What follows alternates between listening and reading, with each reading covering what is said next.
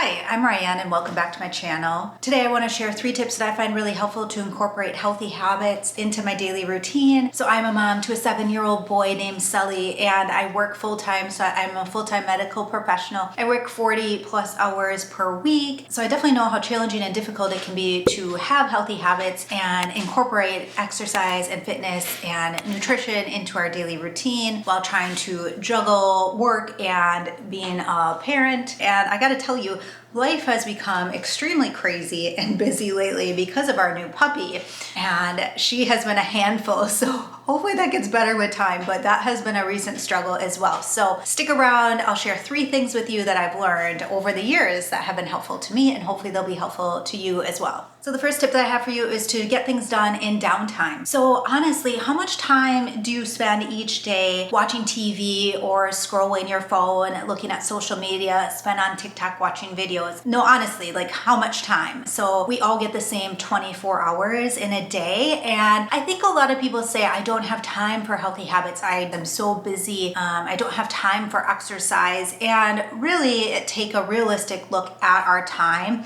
and how we spend that 24 hours each day. And I do think that there is time in that window to be able to incorporate some healthy habits. It might mean sacrificing something else like TV or social media for some time, but really finding 15, 20 minutes, 30 minutes throughout the day to get some meal prep done, get some food planning done, get a quick workout in. It is possible. So when my son was little, when he used to nap, he doesn't nap anymore, but when he used to nap, I would get a lot of my food prep done during that time. And now when he is busy, so this weekend, for example, he was outside playing with neighbor friends and I got a whole bunch of meal prep done while he was outside playing. So that way I didn't feel guilty not spending time with him. He was busy, but I didn't do something else like watch TV. I used that time purposely and got something productive done. And then to be honest, I don't really watch TV for myself. So I can't tell you the last time that I turned on the TV for myself. So I'll watch TV sometimes with my husband, he'll have the news on, or my son and I will watch a TV show together most nights, but that is literally for him, not for me. I don't really have TV time. I don't watch TV, and in my free time, I choose to get productive things done for my nutrition, for my health, for exercise, or I enjoy reading. I feel like following that story in my mind is really enjoyable to me. So I find that relaxing and like that in my free time. Also, I don't have TikTok, so I've heard that's a time suck and kind of sends you down a rabbit hole and lose track of time on TikTok. So I don't even have TikTok. So that's super helpful as well. Another thing that I find helpful is my mornings. So I do really enjoy mornings and the quiet time in the morning. So while my son sleeps, I try to get a lot of things done during that time. Again, I don't turn on the TV. So I'll work or I'll get dinner prepped or I'll get a workout in while my son sleeps. So that's just some extra downtime where I can get those things into the day. Another idea for you too is if you don't want to give up TV time, maybe set a limit per day on that. And then during your TV time, maybe stretch or get up during commercials, things like that, to just incorporate some more movement into your day. So the next tip that I have for you is involving your kids in your physical activity or your exercise. So we luckily have a home gym. I know a lot of people don't, but my son grew up knowing that that's what we do. That's what we work out. And he comes into the gym with me and hangs out with me, plays with me while I get a workout in. So even when he was just a few days old, I brought him down to the gym so that I could walk on the treadmill and I could watch him sleep in his car seat. And it's kind of been that way ever since. So he has grown up watching us work out or hanging out with us, playing with us while we get a workout in. I think it's really good for kids to see their parents incorporate these healthy habits into their routine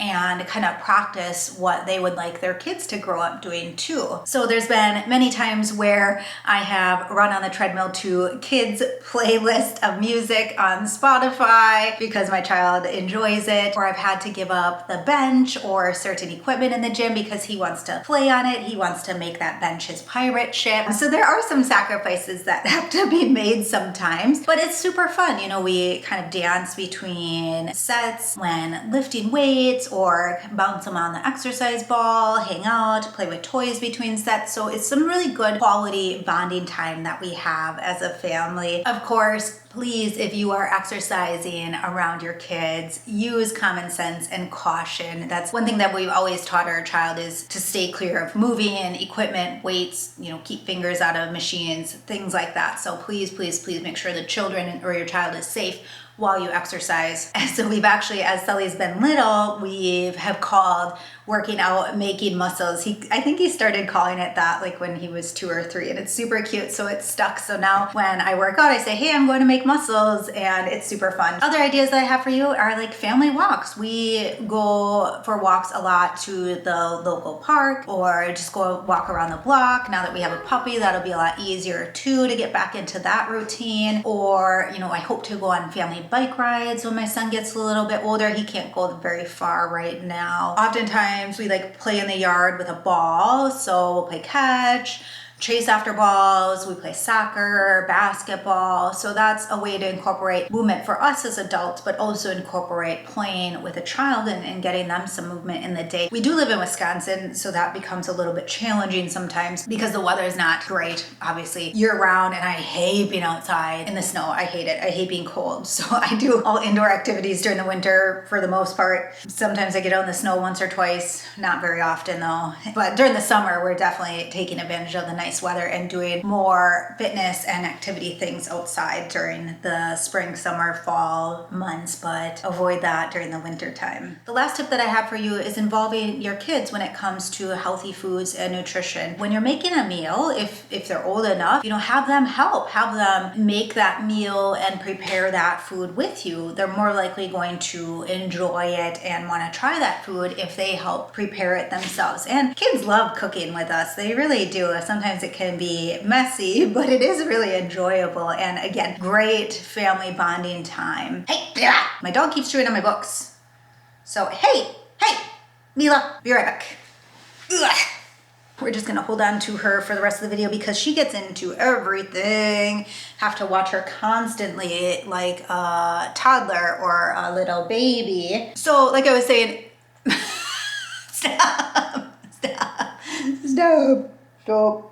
So involve them in the food preparation and the meal planning, the meal prep. I think that is one way to get them to try to eat healthy foods at least. Another idea that I have too is seeing if they can be involved, if they're coming along grocery shopping, maybe they can pick out some fruits and vegetables, something new to try or something that they really like, or finding new healthy foods to try, new recipes together. That can be a way to incorporate that healthy nutrition and have everyone involved in the family. Another idea that I have for you too is just making sure that you're teaching them what are those healthy foods and what are those not as healthy foods, trying to eat more of those healthy foods more often and trying to limit to those unhealthy foods is key. My child has grown up really since a very young age. We've kind of talked about what foods are best for our body and why, help fuel our body, make us feel good, give us that proper nutrition so that we can be healthy. And then he knows which foods are like treats, not healthy snack foods that he needs to limit and eat less often than those healthy foods. So I do think that is really important to kind of teach them as they grow up, is like,